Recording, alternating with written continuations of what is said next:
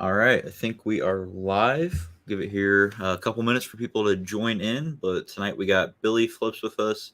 He's going to be Billy. sharing his story, kind of just answering some questions. If you have any questions for Billy, go ahead and drop those in the chat. There we go. Billy, if you want to start us off, just kind of tell us your background and how you got started selling. Cool. Yeah. So I'm Billy Flips on Instagram, Twitter, YouTube.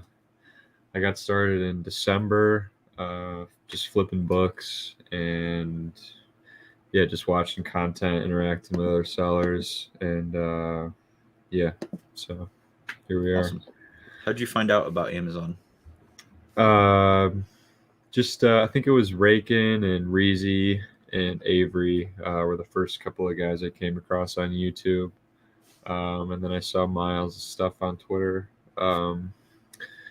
And like Rakin and Reezy were big into books as well as Avery. And it kind of seemed like the most stable business model to start with low capital. So that's kind of where I started out. Yeah, for sure. A lot of people, when you're strapped for cash at the beginning, books are going to be great because they're pretty good ROI. I always recommend to people to focus on like Dollar Tree items because it's the same concept, high ROI and it's low risk, and it helps you learn those systems. Yeah, definitely. Yeah. So, are you only selling books, or are you branching out into other things? I have a few OA orders that are in FC transfer, and I do know how to source OA, but just kind of the situation I'm in now, books are making the most sense. So yeah, I'm primarily books. What's up, Cisco? Mr. Billy Flips underscore. Yeah, how did the Billy Chug come about? That's a good question. um, I don't know. Just one day I posted a video of me chugging my water bottle, and people It's liked your it. brand now. So yeah, it's kind of been doing it ever since. So what are some of your primary sourcing strategies? Are you just doing like cherry picking, going into thrift stores, yard sales, and scanning like crazy? Yeah, cherry picking's probably the number one strategy for books so far. Um, Other than that, it's I do reverse sourcing with Seller Amp when I do OA, but then the occasional library sale or estate sale as well. You went to one like last week, didn't you? Some big sale. Yeah, How'd that go? it ended up flopping really hard, and I got some books at other stores on the way back, but yeah, that wasn't worth it. If you do want to go to library sales, like make sure you dox them heavily before, especially if you're driving a long way. Because this one said they had like 20,000 books, and there ended up being maybe 1,000 or 2,000, and it wasn't very good. So Was that your first library sale? no, that was probably my fourth or fifth. Have the other ones been pretty good? Yeah, for sure. Right on. Let's see, Eliza, thanks for being here. Monica, what made it a flop? Cisco says. What was bad about this library sale? Just the advertising was misleading, and just the quality of books overall was not very good, and especially factoring how far I drove. Yeah, you definitely got to take into consideration like how far you're driving and how much time you're actually spending getting there too. That's one of the reasons why I switched from RA to OA is just because the time driving in between stores was like not scalable at all. Yeah. 500,000 books. That sounds like a huge sale. What's like the average normally for a library sale? Really just depends. I mean, the ones in Florida are pretty crazy. Okay. So, what are some strategies you're using to kind of scale? Just I'm rinse and repeat right now. I'm trying to build up a nest egg so I can really start to scale away. I don't have a super long credit history, so finding new lines of credit. It's really not a knowledge thing. It's just more about building up enough cash and reserve to really start to take things to the next level the smart way. Yeah, for sure. Have you tried to get an Amex card yet? Yeah, I didn't have any success applying for the plum, and so I'm gonna wait a few weeks before I try and do that again. Did you apply like as a business or just as yourself? Yes. Yep. As a business? Interesting. Yeah, that Plum card is fire though. Once you can get it, Yeah, the 60-day payment terms. yeah. I love it. I really want to get my hands on one of those. Yeah, I've got the Plum and the Platinum, but I tend to use the Plum more just because it's more of a safety net. 60-day terms versus 30. Yeah. Do you have any other cards that you're using? Yeah, I've got a lot of cards. I'm up to 10 credit cards now, actually. I've got the ones that I actually use are the Plum and the Platinum. And then I've got the Chase Amazon Visa that I run like all my operating expenses through. And Okay. I've got 2 cards with Discover. I have a Kohl's card, a Target card, a Walmart card, which, Nice. yeah, and then one other Chase card. Yeah, I might look into getting a Kohl's card because I bought some stuff from them for OA. But right now, I just have the Freedom Flex, and which is with Chase, and then I have another Visa, and I have another card on the way. Yeah, But the yeah, Kohl, it's the tough to Kohl's card. scale when I only have 1,600 in available credit, and most of my cash is tied up in inventory. So Yeah. I don't want to make a stupid decision. Do you have any Discover cards? Uh, no, I don't. You But I should might. try that Yeah. eventually because like they're pretty easy for giving out cards. Are you a Mhm. student by chance? Or you're not Not in at the school? moment. Yeah, I was gonna say if you're a student, it's like almost auto approval too. Um, Yeah. they'll give you like a student card. Let's see. Cisco says, "What are your goal for the next 3 months?" So yeah, next 3 months, just keep pushing the books heavy, and then by the fall, I want to have a prep center set up for OA, and hopefully have a larger line of credit. So yeah, that's the plan. Do you think you'll ever do any like RA going to stores like Walmart, Marshalls, anything like that? Yeah, I might mix some of that in. If there's any like a super hot lead like pools and chlorine last year, which I wasn't around for, obviously, but if something pops up like that, definitely. We're gonna get the belly jug bottle label. Yeah, we'll see. I might eventually sell some water bottles if we get to that point. I won't hesitate. Yes, that 5% on the Chase Amazon Visa is pretty nice. That was one of my first credit cards, actually. I think it was my second one. But yeah, it's like 5% back on all Amazon purchases, which can really add up. Yeah, I think I do have that card. Yeah, I do have that card. I didn't know So, I don't think it goes through Chase though. It's just Amazon Visa. why did you get started reselling? Like, what's your why behind running this business? Um, I've always had an entrepreneurial mindset, and especially with e-commerce and online business, I knew I wanted to start something in this area. Like I made like a Shopify store with my brother, like, but I wasn't going. I didn't take it very seriously, but I always saw the opportunity in this space, and I came across Amazon, and yeah, just gave it a shot. Awesome. So, really, it's just something you enjoy is running a business, right? Yeah, definitely. It's I don't like the idea of working a 9 to 5 the rest of my life, so I think this is a good place to start for sure. Yeah, yeah, same here. I want to have like freedom of time. Like I want to have financial freedom as well, obviously, but the more important one for me is being able to decide like when and where I work or do whatever I want. And then I Yeah, also just really enjoy starting businesses. yeah, it is fun. I think it's what's really appealing with a lot of people who are on Amazon, just the flexibility with their schedule. I'm gonna have to get you to do a Billy Chug.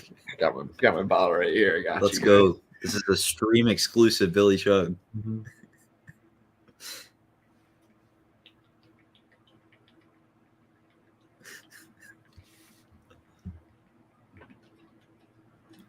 It's so Absolutely. awkward when it's quiet. I could have gone a little longer, but it's weird. So, what does your day to day look like? What are you doing? It varies. Usually on Tuesdays, I'll hit the Goodwills because I get 15% off with my old student ID.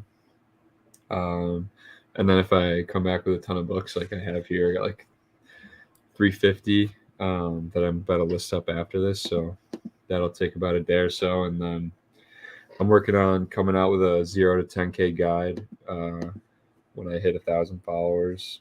So I'm filming stuff for that, and then trying to keep up with the Instagram and people asking me questions. So just kind of that sort of stuff. Gotcha. Is that going to be a free guide or are you selling it? I'm still deciding. Most likely, Okay. it's going to be free. I don't know. What Okay. would you recommend? I would probably make it free. Yeah. And then maybe like a little more down the road, you could drop an actual course, but I would say make this guide free. I mean, if you did sell it, what kind of a price point do you think it'd be? Nothing more than $100. Yeah, I'd probably make it free. Yeah. Okay. We'll see. We'll see what happens. Let's see. So, are you doing all FBA books, or are you MFing any? Everything's FBA right now. I probably should have done more merchant fulfilled to start, but everything's FBA. Yeah. I was never like super book heavy, but when I was selling books, I think I did MF a lot more frequently. I don't know particularly why. Do you see like any benefit to doing MF specifically in books outside of like the normal just Amazon MF benefits? Yeah. So if the used offers are like the lowest used offer, if that's relatively the same price as the lowest FBA offer, then it would make more sense to merchant fulfill because you're going to squeeze out an extra $4 or $5. But for me, it's if I don't have a huge operation where I'm taking on Gaylords and pallets every week, I don't want to be driving to USPS to drop off like 2 or 3 books. It's just I'd rather Yeah. just have everything in one spot. Yeah, yeah. I was just thinking about it. Actually, I did MF because like the shipping is so cheap on books when you get bound printed matter and media mail. And then also, I think I was selling books like right after those restock limits went into effect. So I didn't want to have slower moving books and taking up my precious FBA space. Yeah, that's definitely another reason why people MF books. What is your buying criteria for a book? I use the default triggers on Scout IQ, and my theory behind that is if it was profitable then, it's very likely that I can sell it profitably now. And as far as rank, doesn't really matter to me. I've sold books that are 5 million in rank, and it's really just a snapshot in time. So the rank's Absolutely. like a million or 2 million. That just means it hasn't sold recently. So which is a good thing if I want to charge maybe a little less than my competitors and get that next sale. So and then with eScore, it's really depends on how much potential profit I'm going to make. Like if there's a book I'm going to make 20-25 bucks on and the e-score is like 5, I'm still going to buy it, right? Because it's only going to cost me $1 or $2. And if it ends up not selling, then I'm out $1. But yeah, Right. that's kind of my theory. Yeah. So generally, you're okay taking a lower profit on the higher e-score books, and then lower e-score, you want to see more profit. Is that right? Yeah, that's pretty much my consensus. And then you're using Scout IQ. Did you ever try out any other scanning apps? No, I'll ride or die with Scout IQ. Yeah, it's a great program. I never used any others, honestly, but I love Scout IQ. It's just so great. Yeah, it's really good. Isn't it the only one that has eScore? I believe so. Yeah, and that alone is just such a huge tool. Like, Yeah. I wish every product could have eScore, not just books. It just helps you look at the data so much faster. Definitely. Do you think that strategy has hurt your IPI at all? Um, I mean, naturally, it's going to be low with books, so I don't really foresee it being a problem. Do you know what your IPI is? Yeah, it's like 479. So Yeah. Mine for a while was dropping like a lead balloon, but it recently started going back up. I got down to like 520 was my lowest. yeah, Let's see. What other questions do you guys have for Billy? So let's talk a bit about content as well, because like yeah, you've grown like a decent sized following for how recent you started selling. yeah. I think I made the Instagram in January, so it's been like 3 months about. Then I have a Twitter as well, and I just started YouTube. So I don't really have a strategy. I just kind of post whatever I want to throw up there. Like I'm not really trying to reach a certain audience. Just kind of do whatever I think is either helpful or entertaining. What's your kind of why behind posting the content? Just interacting with other people, and there's not really a downside to growing an audience. Yeah, definitely. It's a great way to network. Like if you're not creating content and putting yourself out there, people aren't going to know who you are. They're not going to be able to share tips with you.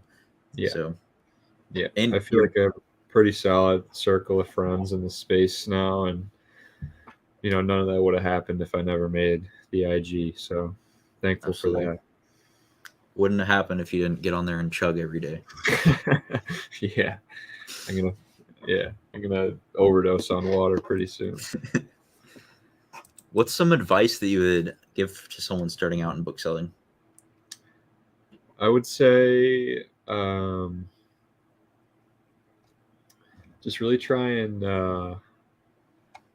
be known at these stores that you're going to, and if you can find a way to get yourself an advantage in these stores, then that's going to benefit you in the long run. Like if you can have managers set aside books for you or let you in the back, those are things that other people aren't willing to do. It's going to give you a competitive advantage, and just document your journey as well, because there's people out there that are willing to help you. Like 99% of the Amazon space wants to help. So yeah, that's what I would do. Yeah, definitely build relationships in the stores you're going to, whether it's books or RA or whatever you're doing. Talk to the managers. Don't be afraid of them. A Yeah, lot of them want you to buy their stuff because it helps them meet their targets, increase sales, whatever. Like if you're hiding from the managers, then they're not going to be able to help you out. But right. if you're just upfront with them and tell them what you're doing, they might set stuff aside for you. Or I had this one store that I used to go to all the time. It was like a clothing discount store, and every time I'd walk in, they would just give me like a huge card and tell me to go crazy. Yeah, that's cool. The managers at Goodwills aren't as lenient with that stuff, unfortunately. But yeah, it still doesn't hurt to talk, because a closed mouth isn't going to get fed in any Yeah. world. So What platform is your favorite, and do you encourage others to put themselves out? um, I mean, probably Instagram, because that's where I can interact with the most people. But as far as like learning uh, tips and tricks, Twitter is really great if you're following the right people. Um, and then YouTube as well for learning stuff. There's so much free information out there. Cisco says, "What is more important, bus stops and library sales?" Do you know what that means? I don't know what he means by I'm, bus stop. I'm a little confused. Cisco, what do you mean? Yeah, this community is awesome. Everyone's willing to help each other grow. It's because Absolutely. there's so much room for everyone to eat. Like Yeah, we can all eat in Amazon. Cisco, what's a yeah, bus stop? yeah. What are you talking about, bro? Isn't that crazy? So, do you think your cherry picking model is going to be limiting at some point? And if so, how are you going to overcome that? Um, I don't know if like I've thought about it. I don't think I'll ever really try to scale books. If I do, I'll be purchasing them by the pound. Um, I thought about today maybe trying to find a scouter for me at these certain areas and have them ship the books to me. Just save me a lot more time. But yeah, there's definitely a cap on it as far as how much you can do by yourself, just going to get books. But it's a great way to start. Meant to put or not in. So, bus stops or library sales. I'm still confused. What's a bus stop, bro? Like, I know what a bus stop is, but what does that have to do with? It's man Cisco. I'll just say library sales are more important. Bus stops. Man, it's crazy. Yeah, I've thought about getting into the bulk book game.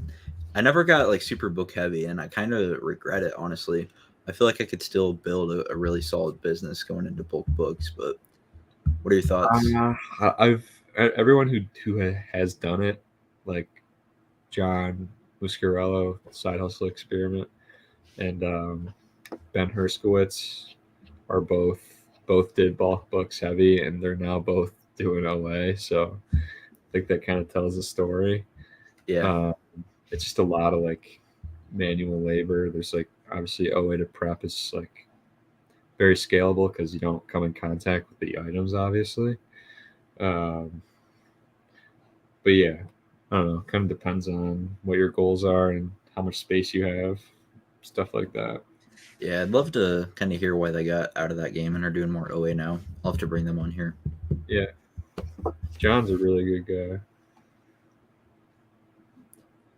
All right. Oh, Well, we'll Cisco's go. talking about this girl I met at a bus stop. Oh, This Russian girl when I got to Miami. Could have just said that in the chat. I got nothing. Just texting me use a code word. that. He's funny. Yeah, we'll go a few more minutes. So if you guys have any other questions for Billy or for me, go ahead and drop that in the chat. For sure. So as far as OA, as you start to head into that more, do you think you'll get a VA team eventually? Yeah, that's definitely part of the plan. It just doesn't make sense for me to do that right now. Yeah, especially if you don't have like a ton of access to capital. It's not really worth it to build a team if you then can't, buy the leads that they're actually finding you. Yeah, exactly. Or pay them to find them. Yeah, true. Once you can get that plum, that's going to be huge. Yeah.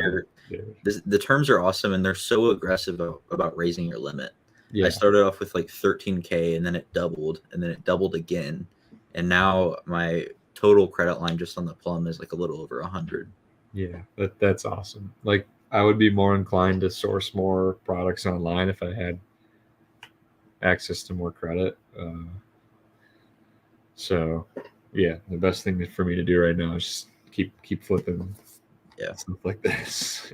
Yeah, and eventually you might be able to get an Amazon loan too, the more you sell on their platform. Yeah. All right. Well, no more questions. We'll go ahead and wrap it up. Billy, thanks for coming on. Yeah, thanks for next week, I've got book flipper Caleb Roth coming on Wednesday. Nice. And then Richie Hustles is hopefully going to come on at some point. So got a couple great guests coming on. Big hitters coming up. All right. See ya. All right. See you, man.